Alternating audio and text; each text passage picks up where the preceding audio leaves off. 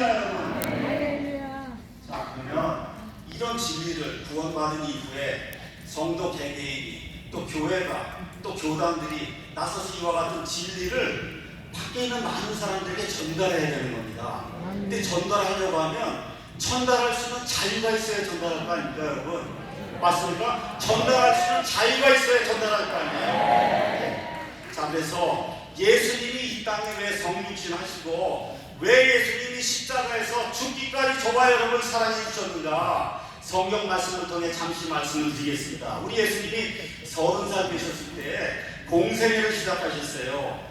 광야에서 마귀에게 3가지 시험을 받았습니다. 받고 나서 누가복음 4장에 가서 보니까 예수님이 자기가 자라나던 나사렛의 회당에 들어갔어요.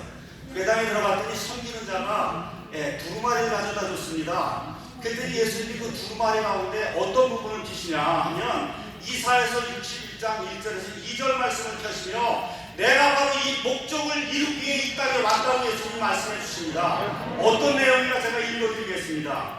주의 영께서 내게 임하셨으니 이는 그분께서 내게 기름을 부으사 가난한 자들에게 복음을 선포하게 하셨기 때문이라. 그분께서 나를 보내신 것은 마음이 상한 자들을 고치며 포로된 자들에게 구출을, 눈먼 자들에게 다시 보게 함을 선포하고 상처 입은 자들을 자유롭게 하며 주의 받아주신 해를 선포하게 하려 하심이라. 이렇게 기록이 되어 있습니다.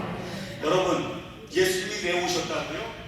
인간에게 자유를 주러 오신 겁니다, 여러분. 속박에 갇혀있는 사람에게 자유를 주러 오신 거예요. 마귀의 속박에 갇혀있는 이 세상에 자유를 주러 예수님이 오셨다는 이야기하는 겁니다.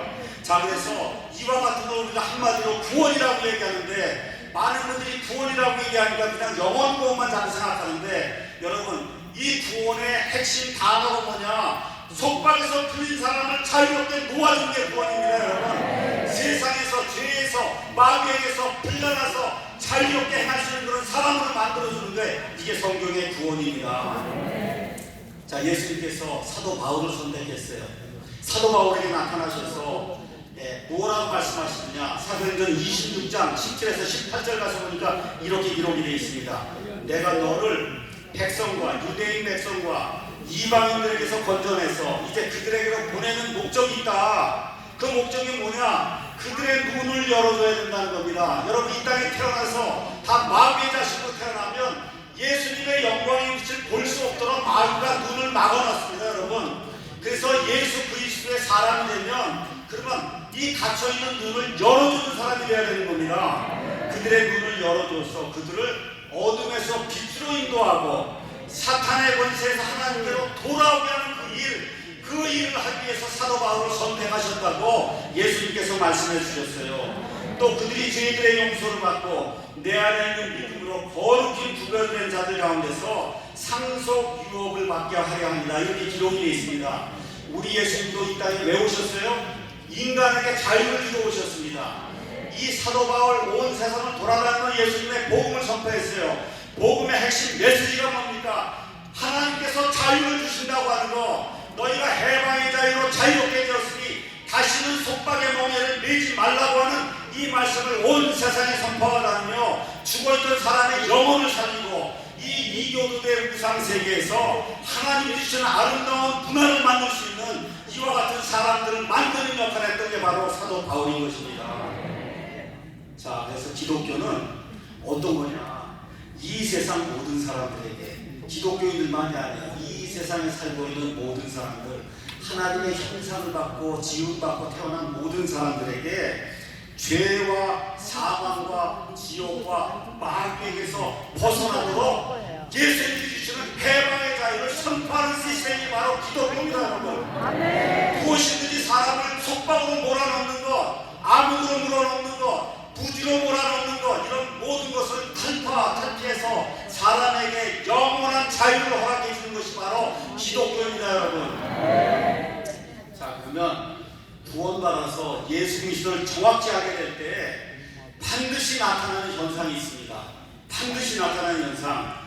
어떤 인생이냐? 첫째, 그 개인이 하나님과 함께 영원 무궁토록 사는 영존하는 생명을 얻게 되고 그 생명이 내 안에 있다는 확신이 생기게 됩니다, 여러분. 그게 첫 번째 일이에요. 두 번째는 어떤 일이 생기냐? 들어가게 돼 있습니다, 여러분. 예수님의 생명이 들어가면 반드시 예수님의 삶이 나오게 되어 있는 겁니다, 여러분. 그래서 삶이 변해야 되는 거예요. 그런 사람들이 교회를 형성하면 교회가 변해야 되는 겁니다. 그런 교회가 사회에 많이 늘어나면 사회가 변화가 되는 거예요. 그렇게 사회가 변화가 되면 국가가 변하는 겁니다, 여러분. 그래서 부강한 나라가 되는 거예요. 다른 나라를 선도하는 선진국이 되는 겁니다, 여러분. 그래서 예수님의 복음이 들어가서 예수님의 복음이 올바르게 작용하는 나라와 사회는 반드시 부강하고 번성하고 다른 사람들을 하나님께로 인도하는 선도하는 그런 국가가 될 수밖에 없는 겁니다, 여러분. 근데 제가 아까 뭐라고 말씀드렸어요? 이 기독교를 대적하는 자가 있단 말이에요. 누굽니까, 여러분? 마귀예요. 마귀를 따라다니는 이와 같은 사람들이 있습니다.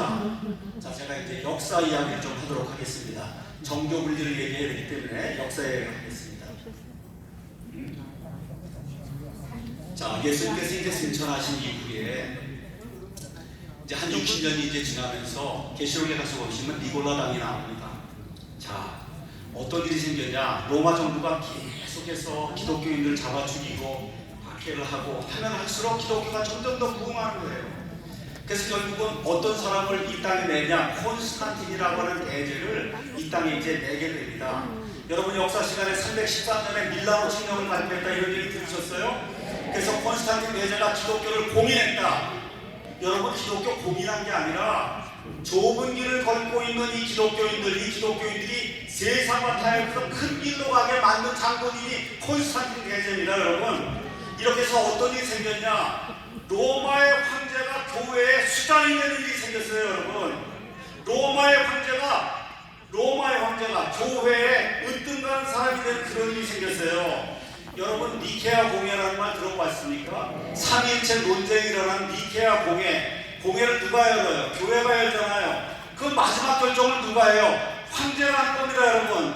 이와 같은 시스템이 이 땅에 도입되기 시작했어요. 이런 시스템을 국가 교회라고 이야기하는 겁니다. 황제가 교회를 다스리는 이와 같은 시스템이 AD 313년에 공식적으로 만들어지기 시작한 거예요.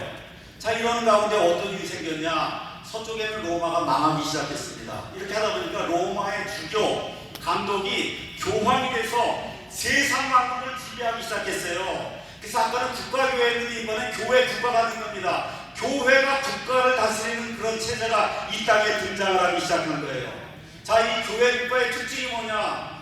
구약시대에 하나님과 사람 사이의 중간에 서서 그 중보하는 역할을 하던 자가 그 사람이 누구예요? 제사장이거든요.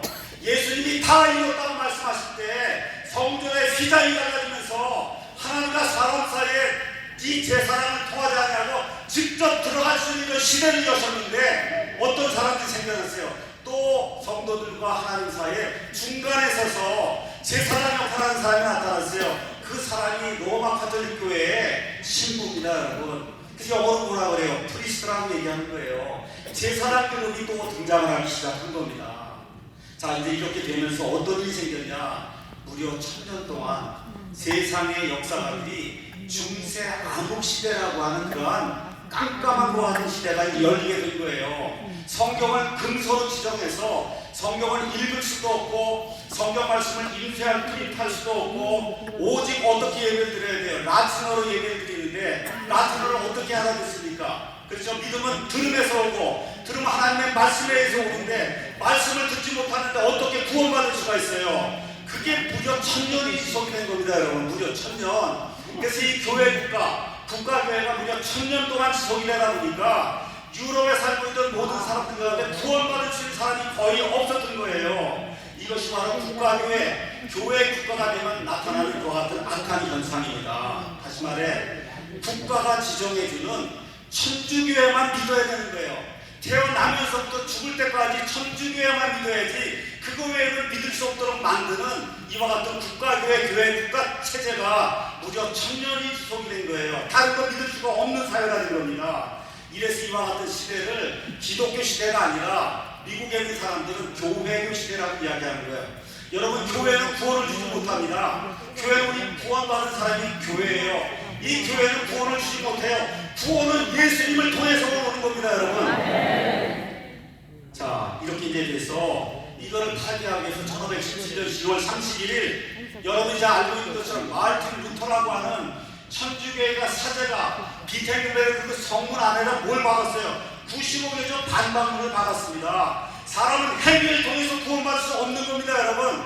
오직 예수님의 은혜를 통해서만 구원받는다. 이신칭의 교리를 가르쳐서 그래서 예수님의 초림 이후에 인간의 역사상 발생했던 사건 중에 가장 큰 사건, 종교개혁 사건이 1517년 10월 31일 천주교의 사제로 지내던 마르틴 루터에 의해서 하나님의 은혜로 이 땅에 이루어지게 된 겁니다. 자, 그래서 어떤 일이 생겼어요? 믿음 플러스 행위로 구원받는 거 불가능하다는 겁니다. 행위로 구원받는 거 불가능해요. 오직 하나님의 은혜로 믿음으로 구원받는 놀라운 프로테스탄트 우리 믿음이 형성이 된 겁니다. 자, 이렇게 돼서 어떤 일이 생겼어요? 마틴 루터가 성경을 번역했습니다. 성경이 온 세상으로 퍼져나가기 시작했어요. 성경이 퍼져나가서 사람이 성경을 읽으니까 우리가 속박 가운데 지내야 될 것 같은 존재가 아니구나 하는 걸 깨닫게 됐어요. 우리가 자유로운 존재구나 하는 걸 깨닫게 됐습니다. 그래서 사회, 경제, 정치 모든 영역에서 소위 근대 시민사회라는 것이 만들어지기 시작했어요. 봉건 사회가 무너지기 시작했어요. 모든 사람이 자유롭게 태어난 그런 존재라는 걸 깨닫기 시작했습니다, 여러분. 근데 어떤 일이 생겼냐? 이 기독교라고 하는 이 종교 영역 안에서는 여전히 국가교회가 지속이 되는 거예요. 여러분, 마르틴 루터가 종교개혁을 하고 그룹 만든 그 교단이 뭐예요? 루터교입니다. 루터교는 이 독일하고 그 다음에 스칸디나비아 3국 여기에 국가교회가 됐어요. 그러니까 독일에 사는 사람은 루터교만 믿어야 되는 거예요. 스칸디나비아 3국에 사는 사람은 루터교만 믿어야 되는 겁니다. 이게 아직 개혁이 안 됐어요. 영국은 1534년에 헨리 8세가 내가 이혼을 해야 되겠습니다 하고 교황청에 이야기하니까 교황이 안 돼! 이렇게 이야기한 거예요. 근데 영국의 이 헨리 8세가 뭐라 그래요? 그러면 내가 지금부터 교회에 수장이 되겠다 해서 수장령을 발표하고 이제 우리 로마 카톨릭 교회가 아니라 교황의 지배를 받는 교회가 아니라 영국의 국왕이 지배하는 그런 교회를 만들겠다 해서 영국의 국교회가 만들어진 겁니다, 여러분. 그러니까 영국에 산 사람은 뭐만 믿어야 돼요? 성공에만 믿어야 되는 거예요. 성공에만. 그게 국가교회이기 때문에 1540년경에 칼빈의 개혁교회가 제네바에서 이루어졌어요. 제네바시에서는 뭐만 믿어야 돼요? 이 개혁교회만 믿어야 되는 겁니다. 1560년경에 스코틀랜드의 조한 낙스가 제네바에 와서 그래서 칼빈을 통해서 하나님의 말씀을 배웠어요. 이렇게 만든 교회가 뭐예요? 장로교회입니다, 여러분. 그럼 스코틀랜드에서 뭐만 믿어야 돼요? 장로교만 믿어야 되는 이와 같은 일이 종교개혁 이후에도 100년, 150년 계속해서 진행이 되는 가운데 영국 사람들 가운데 청교도들이 있어요. 이 사람들이 뭐라고 생각했냐? 아니 왜 우리 꼭 성공해야만 믿어야 되냐? 하나님이 성경을 주셨는데 우리 하나님이 주신 양심의 자유에 따라 이 성경을 우리 마음대로 읽고 우리 마음대로 해석하고 우리 마음대로 믿는 것 같은 교회를 좀 해보고 싶다 하는 비국교도들이 생겨나기 시작한 겁니다. 그래서 뭘 요청했어요? 신앙의 자유를 주십시오 하고 영국 왕에게 요청하는데 줍니까 안 줍니까? 안 줬단 말이에요. 그 당시에 대표적인 사례가 누구예요? 여러분, 존 버넌의 철로역정 아세요? 철로역정을 지금 존 버넌 이런 사람이 비국교도예요. 비국교도가 돼서 나는 이런 방식으로 침례교 방식으로 예수님을 믿겠습니다 하니까 어떻게 해서 감옥에 집어넣었잖아요. 그 감옥에 들어가서 쓴 책이 바로 철로역정입니다. 자, 이렇게 돼서 모든 나라가, 유럽에 있는 모든 나라, 아시아에 있는 모든 나라, 아프리카에 있는 모든 나라, 이슬람권에 있는 모든 나라가 다 어떤 국가를 교회했냐? 국가교회를 한 겁니다. 이렇게 하는 가운데 루터의 종교개혁이 생겨서 성경을 읽어보니 사람은 자유로운 존재이구나, 양심의 자유를 가진 존재다, 신앙의 자유를 가질 수 있는 그런 존재인데 왜 국가가 이것만 믿으라고 하느냐? 이것이 좋든 나쁘든 나는 성경에 있는 믿음에 따라 내 양심대로 예수님을 믿고 싶습니다. 이런 강한 욕구가 이제 생기기 시작해서 결국 1620년 102명의 청교도들이 신앙의 자유를 얻기 위해 영국의 플리마우스항을 출발해서 어디로 갔어요? 신데리고 갔어요. 신데리고 가서 지금 매사추세츠주 보스턴 근교에 있는 거기에 이제 내리면서 신앙의 자유를 얻을 수 있는 이와 같은 땅으로 이 사람들이 모험을 하고 생명의 위험을 무릅쓰고 그 나라로 이제 가게 된 겁니다. 자, 근데 또 문제가 생긴 거예요. 어떤 문제가 생기냐? 신데리고에 와보니까 여러 종류의 교단들이 좀 많은데 장로교가 많이 있는 데는 장로교만 해야 되겠다는 거예요. 이 전통이 그대로 남아서 천주교가 센 데는 우리는 천주교만 믿어야 된다고 그렇게 박해하고, 또 어떤 이제 성공회가 센 데는 오직 성공회만 해야 된다고 이런 문제가 생겨서 거기 신앙의 자유를 얻고 양심의 자유를 가지고 어떤 것이든 내가 성경에 따라 믿기를 원한다는 믿음을 가지고 신대륙으로 넘어갔는데도 사람들 마음속에는 양심의 자유, 신앙의 자유가 무엇인가가 그때까지도 확고하게 확립이 되지 않았어요. 이런 가운데 어떤 일이 생겼냐, 우리가 헌법을 만들고 4가지만 국가교회를 정하자. 4가지. 어떤 거 정하는 거예요? 청교도 아니면 장로교 하나, 그 다음에 천주교 하나, 그 다음에 성공회 하나, 그 다음에 침례교 하나, 이 4가지 중에 하나만 이 신대륙에서 믿도록 그렇게 국가의 헌법을 만들자고 할 때 침례교인들이 들고 일어났습니다. 모든 사람에게 하나님께서 영혼의 자유를 주셨기 때문에 이걸 믿어라 저걸 믿어라고 국가가 강요할 수 없다는 겁니다. 여러분, 이와 같은 일을 통해서 결국은 어떤 일이 생겼어요? 영국과 식민지 전쟁을 하고 1775년에 패트릭 헬리라고 하는 사람이 자유가 아니면 죽음을 달라고 하는 명연설을 하게 된 겁니다. 여기 나와 있는 자유는 프리덤이 아니에요. 리버티입니다. 여러분, 영국의 식민지 속박에서 우리가 이대로 살 수가 없으니 우리에게 해방의 자유를 주든지 아니면 우리에게 죽음을 달라고 하는 명연설을 하게 되고, 그리고 결국은 싸움을 해서 1776년에 미국이 독립을 쟁취하게 됐습니다. 1776년에 미국의 독립을 쟁취한 이후에 어떤 일을 했어요? 1782년에 미국의 자유헌법을 제정했습니다.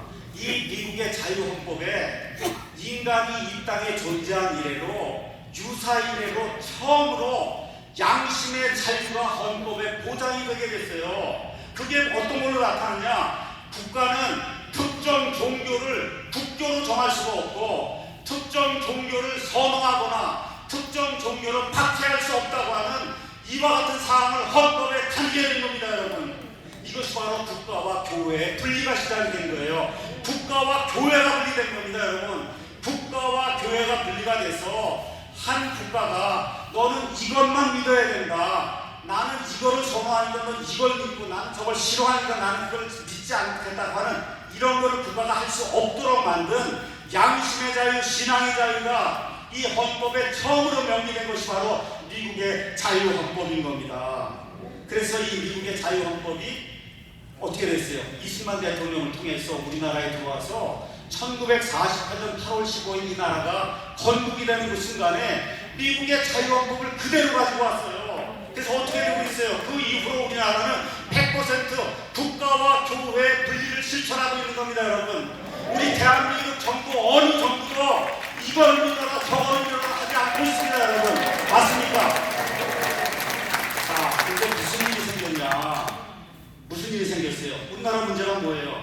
국가와 교회가 분리된다는 것을 그걸 잘못 이해하고 그걸 뭐로 바꿨어요? 정교분리라고 이름을 바꿔버린 거예요. 정교분리. 여러분, 정교분리의 그 정자가 원래는 무슨 뜻이에요? 그게 정부와 그 다음에 교회가 분리돼야 된다는 뜻인데 이거를 뭐로 바꾼 거예요? 정치와 교회가 분리가 돼야 된다, 이렇게 바꿔놓은 겁니다. 여러분, 그래서 앞에 나오는 글자 그 정자를 정치로 이해하기 때문에, 그래서 정교분리라면 무슨 얘기예요? 목사나 교회나 믿는 사람들은 정치적 발언 절대 하면 안 된다라고 하는 이런 악한 원리가 이 땅에 보이게 된 겁니다. 그래서 어떻게 됐어요? 교회와 정치는 분리가 돼야 되고 절대로 교회에서는 정치 발언을 하면 안 된다, 이러한 말 그대로 무지한 일이 이 대한민국 땅에서 일어나게 된 겁니다. 근데 이걸 누가 만들었냐? 일제 36년 식민지 시대를 거치면서 일본 사람들이 신사참배하는 거, 그거 갖고 교회에서 이야기하면 안 된다, 아시겠죠? 그러니까 정치 발언을 해서 신사참배 해도 된다 안 해도 된다 이런 거 하면 안 되도록 이렇게 만들어 놓은 프레임이 뭐예요? 그게 정교분리입니다. 여러분, 정교분리라는 말 자체가 틀린 말이에요. 뭐가 만든 거예요? 국가와 교회가 분리가 돼서 국가는 특정 종교를 국교로 정할 수 없다는 것이, 그것이 원래의 의미의 정교 분리인 겁니다. 자, 그래서 일본 사람들이 뭐라 그랬어요? 교회는 정치 발언하지 마라. 근데 여러분, 다시 말씀드릴게요.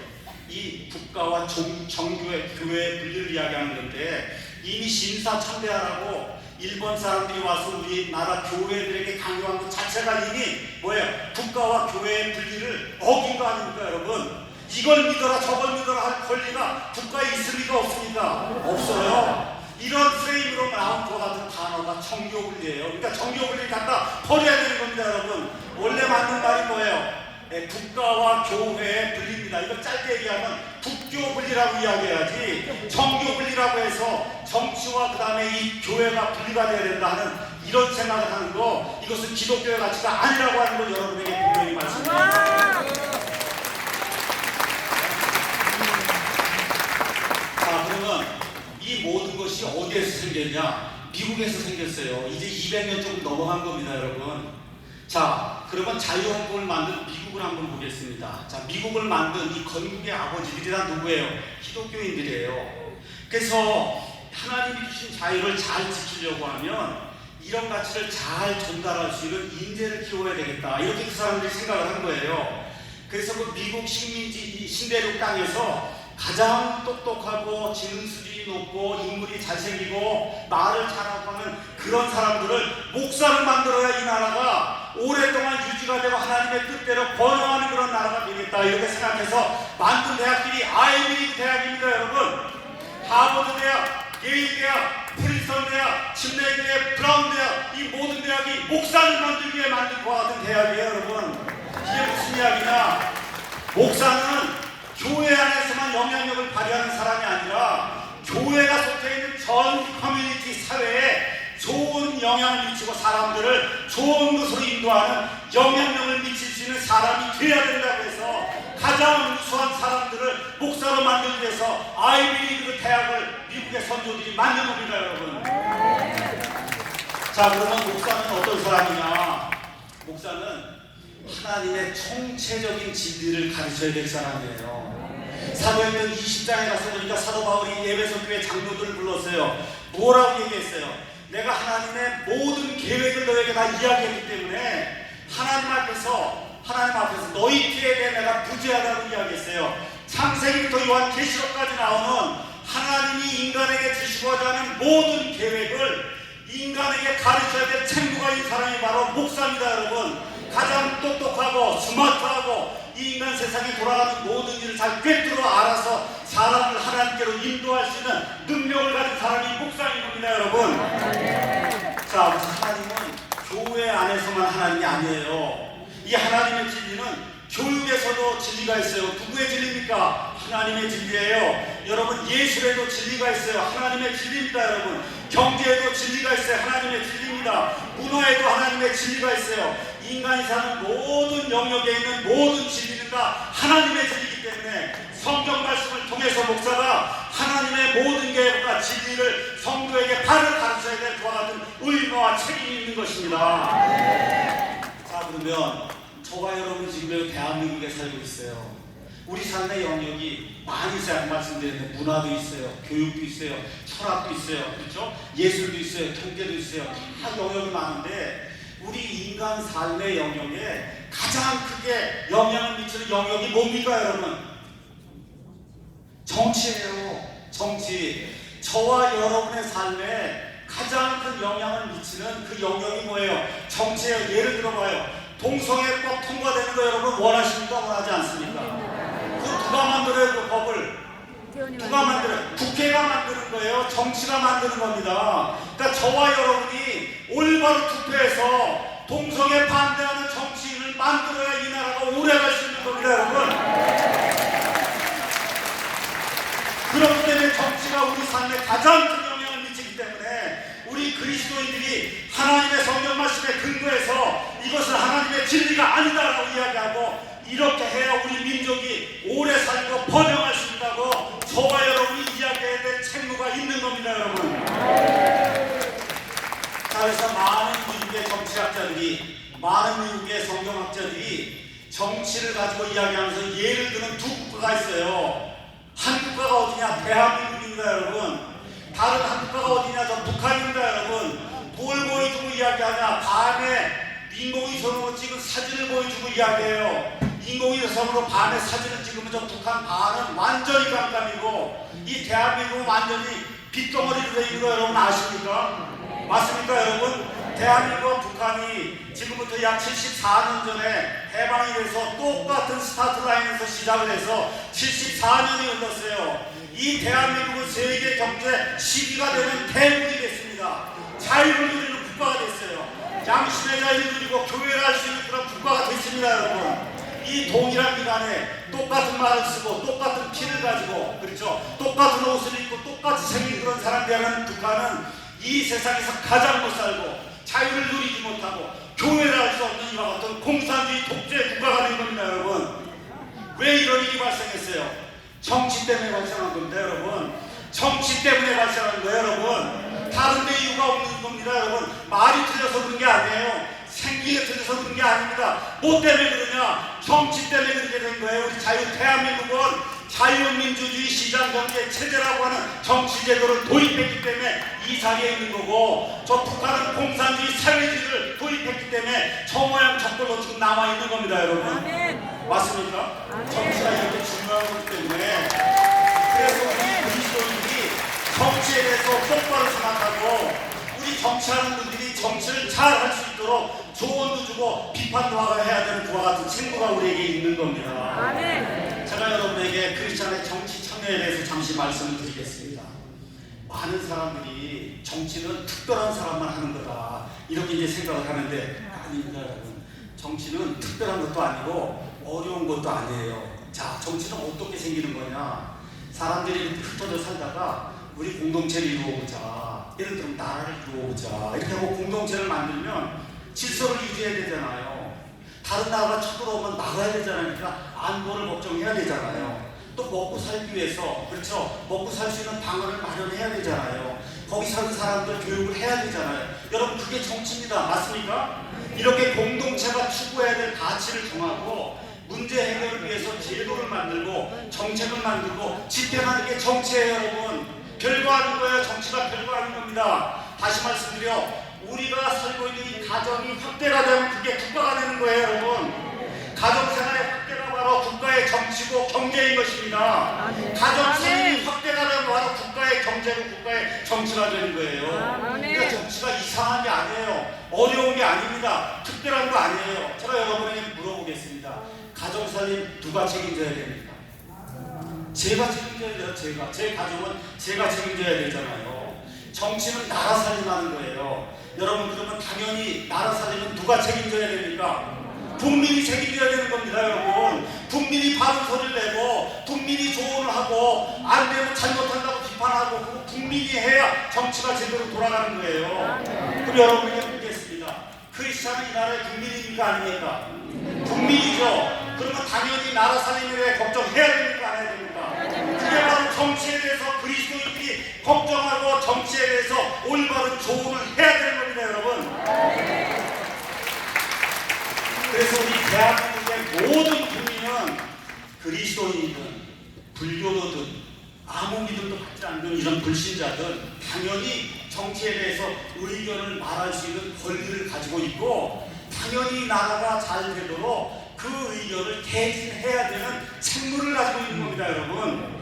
부당한 게 있으면 어떻게 해야 돼요? 항의해야 되는 거예요. 시정을 요구해야 되는 겁니다. 아니, 시정을 해달라고 요구해야 될 것 같은 권리와 의무가 이 나라에 사는 모든 국민에게 주어진 하나님의 천부적인 자유입니다, 여러분. 우리 기독교가 해야 될 일이 뭐예요? 예수님 오실 때까지, 마지막 날까지 이 땅에서 뭐 해야 돼요? 예수님의 복음을 선포하고 전도해야 되지 않습니까? 그런 의무를 가지고 맞습니까, 여러분? 근데 여러분, 안보가 무너져서 공산주의 체제가 되면 복음 선포할 수 있습니까, 없습니까? 없습니다. 전도할 수 있어요, 없어요? 교회가 문을 닫아야 되는데 무슨 일을 할 수가 있습니까, 여러분? 근데 기도만 하고 있으면 됩니까, 여러분?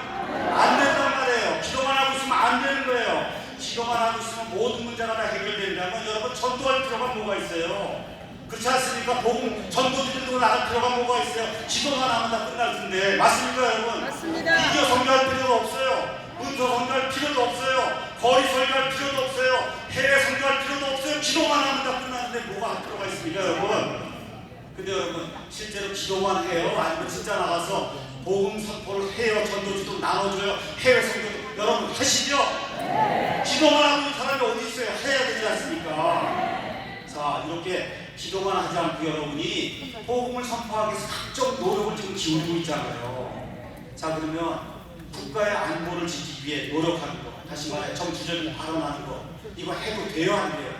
되는 겁니다, 여러분. 예수님께서 만약 내일 오신다면, 아니면 내년에 오신다고 하면 뭐 공산화가 되고 1년 참다가 죽으면 천국에 올라가니까 1년 참으면 됩니다, 여러분. 근데 예수님이 5년 후에 오실지 10년 후에 오실지 20년 후에 오실지 아는 사람이 있어요, 없어요? 없습니다. 그 사이에 한국이 적화가 돼서 공산화가 돼서 국민들이, 그리스도인들이 자유를 누리지 못하게 되면 예수님의 복음을 전할 수도 없고 예수님을 믿는다고 말로 고백도 할 수 없는 이와 같은 어려운 일이 우리 가운데 생기게 되는 겁니다. 이런 고통을 감내하실 그와 같은 분들이 있습니까, 없습니까? 그렇기 때문에 정치에 관여하지 말고 기도만 하라고 하는 사람들은, 어떤 분이 그렇게 계세요. 이 사람들은 바보이거나 악한 자들이다. 맞습니까, 여러분? 여러분, 기도만 하라고 하는 사람은 바보거나 안 어떤 사람이야, 악한 사람입니다, 여러분. 자, 미국의 경우를 잠깐 소개하도록 하겠습니다. 아까 말씀드린 대로 이 국가와 교회의 분리를 갖고 온 그 장본인이 누구냐? 제가 침례교 목사라 이런 얘기하는 게 아니라 역사적 사실 얘기하는 겁니다. 누구냐 하면 침례교인들이에요. 그래서 지금 미국은 침례교인들이 다수를 이루고 있습니다. 자, 선거 시즌이 되면 어떤 일이 생기냐? 여러분, 미국의 보수주의 정당은 어디예요? 공화당입니다. 그렇죠? 자유주의 정당은 어디예요? 그건 민주당이에요. 민주당. 자, 이렇게 되니까 이 침례교인들, 보수적인 침례교인들, 보수적인 감리교인들, 보수적인 장로교인들이 나타나서 목사들이 텔레비전에 나와서 인터뷰하고 누구 찍으라 그래요, 여러분? 누구 찍으라? 이번 같으면 트럼프 찍으라 그러지 않습니까, 여러분? 왜 그래요? 트럼프가 교회의 가치를 지켜주고 하나님의 가치를 지켜주고 미국의 자유를 지켜줄 수 있는 적임자라고 생각하기 때문에 CNN에도 나가서, 박스 TV에 나가서 목사가 이번에는 트럼프를 찍어야 됩니다 하고 이야기하는 나라가 미국입니다, 여러분. 여러분, 트럼프가 좋은 사람이라고 얘기하는 게 아니에요. 힐러리 클린턴보다 나은 사람이라고 얘기하는 겁니다, 여러분. 나라를 지키기 위해서 이 사람이 저 사람보다 하나님의 자유의 가치를 지켜줄 수 있는 사람이라고 판단이 되기 때문에 미국의 가장 큰 침례교회는 달라스에 있어요. 그 달라스 제1침례교회 라버트 제프리라고 하는 목사님이 CNN에 나가 인터뷰합니다. 박스 TV에 나가 인터뷰해요. 성도 여러분, 이번에 트럼프를 찍어야 됩니다. 재선할 때도 트럼프를 찍어야 됩니다 하고 온 교인들에게, 미국에 있는 성도들에게 말을 하는 게 목사입니다, 여러분.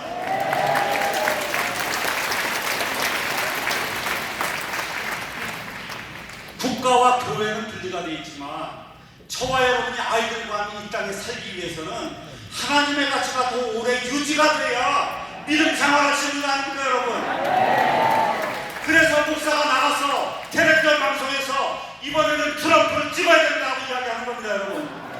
좋아서 얘기하는 게 아니에요. 그 사람이 좋아서 얘기하는 게 아니라 두 사람 중에는 이 사람이 더 낫기 때문에 이 사람을 찍으라고 이야기하는 겁니다, 여러분. 여러분, 존 메가더 목사님 아세요? 존 메가더 아시죠? 이번에 존 메가더 목사님 뭐라 그랬어요? 이번에는 트럼프를 찍어야 된다고 유튜브에 다 공언을 하지 않았습니까? 이번에는 트럼프를 찍어야 미국이 살 수 있다. 여러분, 장로교 목사님도 이야기하고 침례교 목사님도 이야기하는 나라가 바로 미국입니다, 여러분. 국가와 교회가 분리가 되어 있어도 내 자유를 지키기 위해서 목사가 나가서 나와 우리 후손들을 위해서 이번에는 공화당의 트럼프를 찍어야 됩니다 하고 성도들을 이렇게 격려하고 성도들처럼 찍으라고 이야기하는 그런 나라가 미국인 거예요. 자, 그래서 여러분, 요 근래에 트럼프 대통령이 이제 하는 가운데 트럼프 대통령 대변인으로 세라 샌더스라고 하는 여자가 나온 거 보셔서 조금 이렇게 뚱뚱하신 분인데, 세라 샌더스라고 하는 여자분이 대변인으로 나와요. 그 세라 샌더스는 누구냐? 아버지가 이름이 마이크 허커비입니다. 마이크 허커비는 미국에 50개 주가 있는데 50개 주 중에 하나가 알칸소 주가 있어요. 그 알칸소 주의 주지사를 했던 분이에요. 그 마이크 허커비. 그 마이크 허커비가 누구냐? 침례교 목사입니다, 여러분. 침례교 목사가 주지사가 돼서 어떻게 됐어요? 공화당 대통령 후보로 나오지 않았습니까, 여러분? 그러니까 트럼프가 이 사람을 좋아해서 그 사람의 딸을 백악관에 대변인을 시킨 거예요, 여러분. 얼마나 멋있습니까, 여러분? 이와 같은 가치가 유지가 되는 나라가 미국이고 우리 대한민국도 그런 나라가 되어야 될 줄로 믿습니다.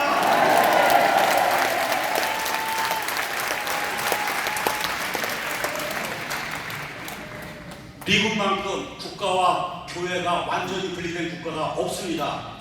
그럼에도 불구하고 어떤 그리스도인이라도 그렇죠. 정치가 잘못되면 나서서 자기 의견을 개진하는 그런 국가가 바로 미국이에요, 여러분.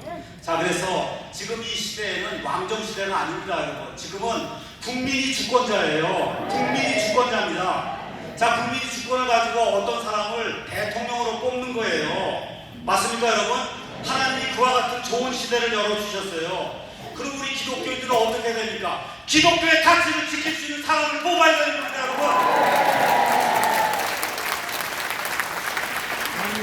동성애 반대하는 사람을 뽑아야 되는 거예요. 진화론 반대하는 사람을 뽑아야 되는 겁니다. 낙태 반대하는 사람을 뽑아야 되는 거예요. 과격한 이슬람교도 이 땅에 들어오는 거 반대하는 사람을 뽑아야 되는 거예요. 사별금지법 반대하는 사람을 뽑아야 되는 거예요. 공산주의 사회주의 반대하는 사람을 뽑아야 되는 거예요. 여러분 조심하셔야 됩니다. 기독교인을 뽑으라는 게 아니에요, 여러분. 기독교인을 뽑으라는 게 아닙니다.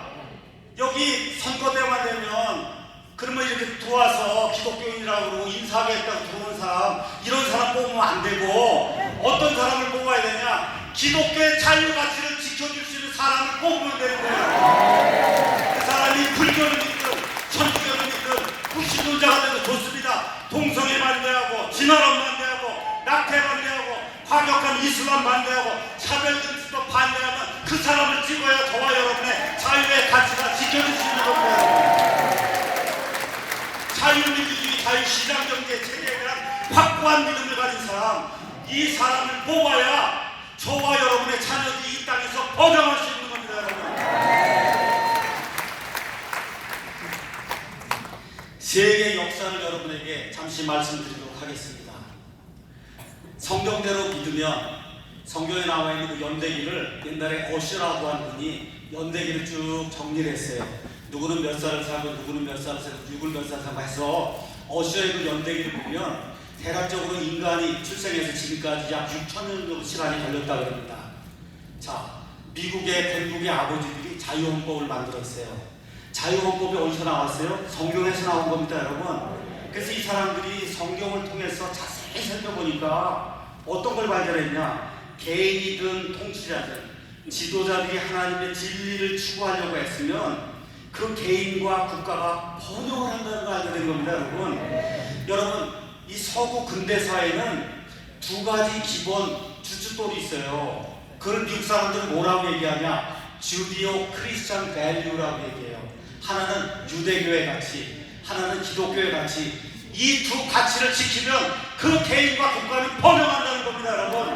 그것이 10가지 명령으로 압축된 게 바로 10계명이에요. 여호와 하나님만 믿어야 된다는 겁니다, 여러분. 다른 신을 두지 말라는 겁니다, 여러분. 도둑질하지 말라는 거예요. 부모를 공경하라는 겁니다. 여러분, 간음하지 말라는 거예요. 탐욕을 갖지 말라는 겁니다. 이웃을 향해 거짓 증언하지 말라는 겁니다. 이와 같은 명령들을 지키기만 하면 그 개인과 국가가 부흥한다고 하는 이와 같은 원칙에 입각해서 나라를 경영하면 그 나라가 반드시 부흥한다고 하는 사실을 이 미국을 건국했던 건국의 아버지들이 깨달은 겁니다.